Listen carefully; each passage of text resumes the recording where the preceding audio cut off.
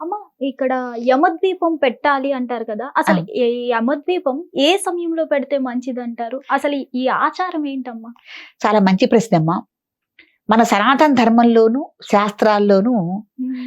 యమద్వీపం గురించి అసలు మనకి చెప్పడం జరిగింది. హ్మ్. పెట్టాలి అన్న ఉద్దేశం పెట్టడం జరిగింది. ఎందుకంటే, మనకి పురాణాల్లో ఒక ఇతిహాసాలు అంటే ఒక కథలో ఒక దంపతులకి ఒక కుమారుడున్నాడు. హ్మ్. ఆ కుమారుడికి జాతకరీత్యా గూడా ఆయుర్దాయం అనేది తక్కువగా ఉంది అని రాయబడి ఉంది. హ్మ్. అయితే ఈ తల్లిదండ్రులకు ఆ విషయం తెలియదు. హ్మ్. కానీ వాళ్ళేం చేశారంటే, అంత క్రితం సంవత్సరమే కొన్ని సంవత్సరాల నుంచి వాళ్ళు యముడికి సాయంత్రం పూట సంధ్యాకాల టైంలో గుమ్మం దగ్గరగా యమదీపం పెట్టడం అనేది, యముడికి ఆరాధన చేయటం, ఆయనకి ధూపదీప నైవేద్యాలు పెట్టడం అనేది చేస్తున్నారు. హ్మ్. ఈ పిల్లాడికిట్ట ఈ గండం ఉంది గదమ్మా! ఆ హ్మ్. గండం రోజున యమభటులు వచ్చారు తీసుకెళ్ళాలని హ్మ్. కుమారుణ్ణి. వచ్చినప్పుడు ఈ యమదీపం పెట్టిన యొక్క మహిమ ఉంది గదా! హ్మ్. మహిమ వల్ల అది వారు గ్రహించి, ఆ కుమారుణ్ణి యమభటులు తీసుకెళ్ళకుండా హ్మ్.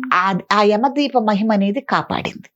హ్మ్. అప్పటినుంచి ఎవరైతే ఇంట్లో ఒక రకంగా అనారోగ్య పరిస్థితులతో ఉన్నారో, సిక్కై ఉన్నారో, లేకపోతే జాతక పరిశీలన చేసుకోవటం వల్ల ఎవరికైనా ఇట్లా అపమృత్యు గండాలున్నాయి. హ్మ్. లేతే ప్రమాదం ఉంది.